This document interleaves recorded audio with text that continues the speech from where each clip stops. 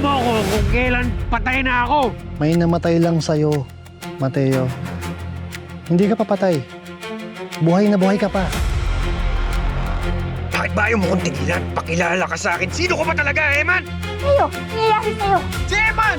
Ito si Eman! Sino bang Eman yung sinasabi mo? Eh, tayo nga lang yun nandito. Salamat! Ay, yun! Anong sakit ng anak ko? May congenital heart disease ang anak ninyo. May butas po sa wall ng puso niya. So anong kailangan gawin, Dok? We need to proceed with the ASD kasi kung hindi natin siya magagawa ngayon, maaaring lumaki pa yung butas sa puso ng anak ninyo.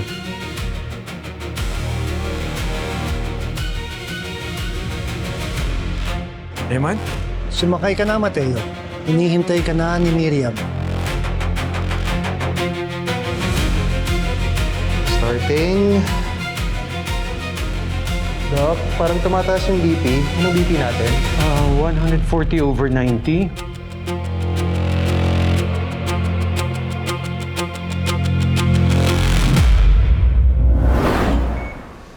Doc.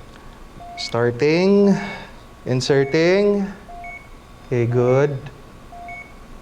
Good job, guys. Okay, inside again. Doc, parang tumataas yung BP. Anong BP natin? 140/90. Possible because of the pain, Doc.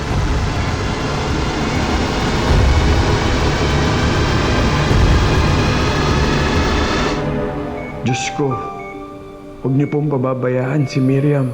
Lahat gagawin ko. Sana po malagpasan niya ang pagsubok na to. Iligtas niyo po siya. Papa?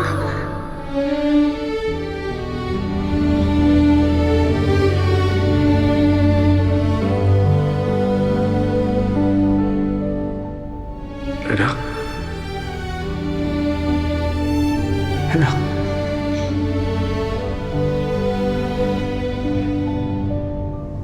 Kapit ka lang. Dito lang si Papa, ha?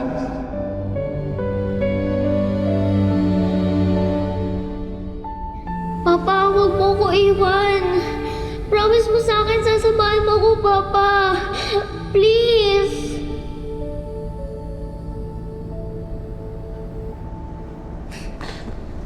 Di kita iiwan. Pangako. Di kita iiwan.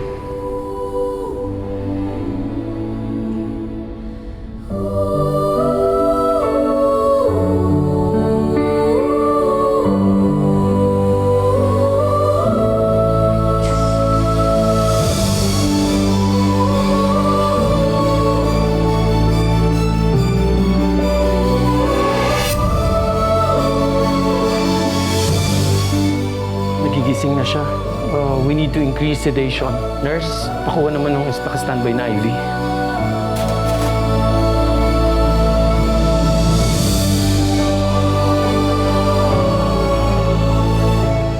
Kumusta na, Doc? Okay na? BP stable, around 100/60. Okay. Thanks, Doc. Continuing. 80% done.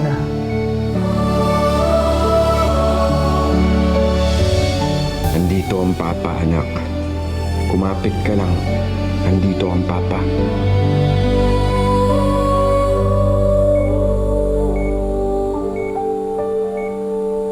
Done. Removing catheter. 1, 2. Good job, guys.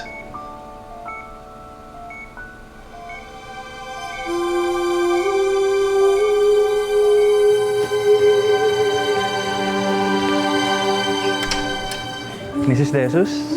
Yes. Success. No problem with the operation.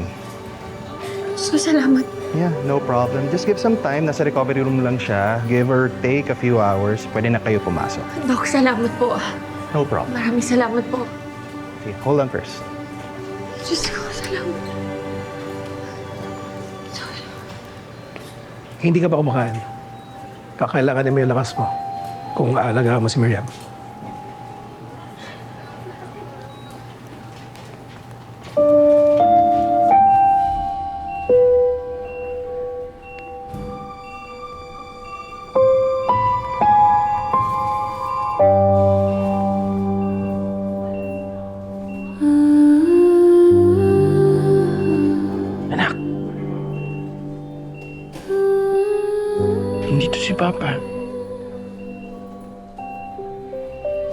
Alam ko hindi mo ko naririnig. Pero gusto ko lang malaman mo na kahit saan pagpunta si Papa, lagi kang nasa puso ni Papa. Kahit anong mangyari, mahal ni Papa.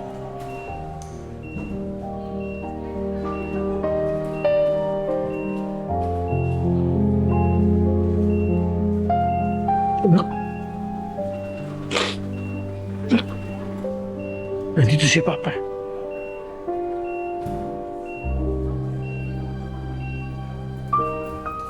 Anak.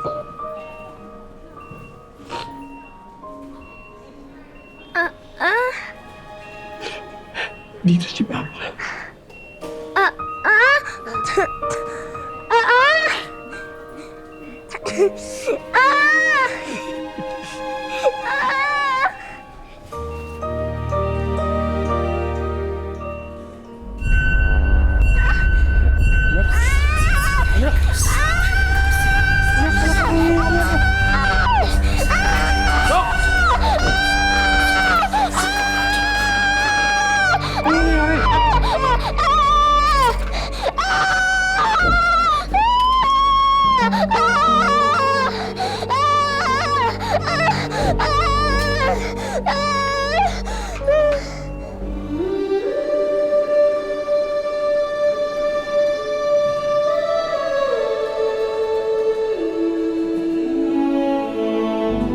Ano ba nangyari?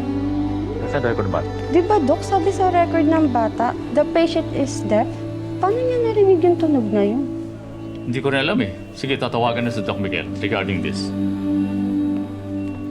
Paano niya narinig yun? Nakakarinig na si Yam-Yam? Paano nangyari yun? Mateo, may kasunduan tayo kay Eman. Oo nga, pero kailangan ko malaman kung bakit siya nakakarinig. Minsan may mga bagay na nangyayari pagkatapos ng operasyon na hindi napapaliwanag ng science. Ang tawag doon, a miracle.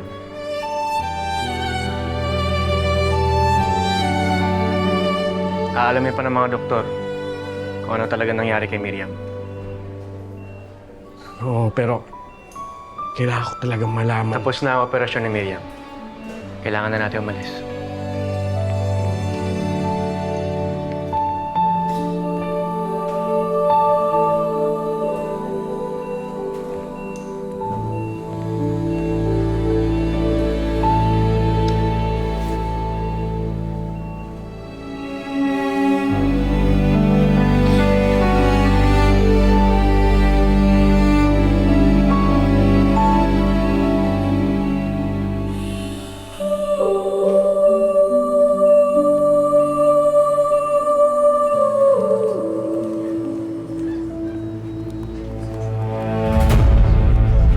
Ruth? Mateo, may usapan tayo. Di ba sabi ni Emma na alis tayo pagkatapos ng operasyon?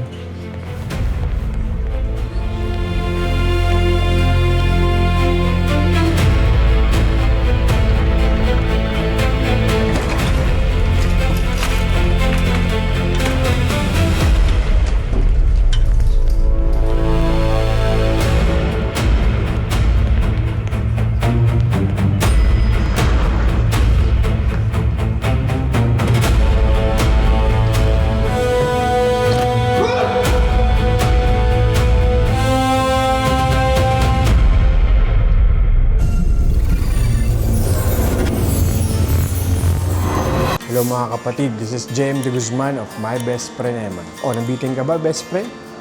Click mo lang yung next video. Dali! At mag-subscribe ka na rin sa TV5 YouTube channel.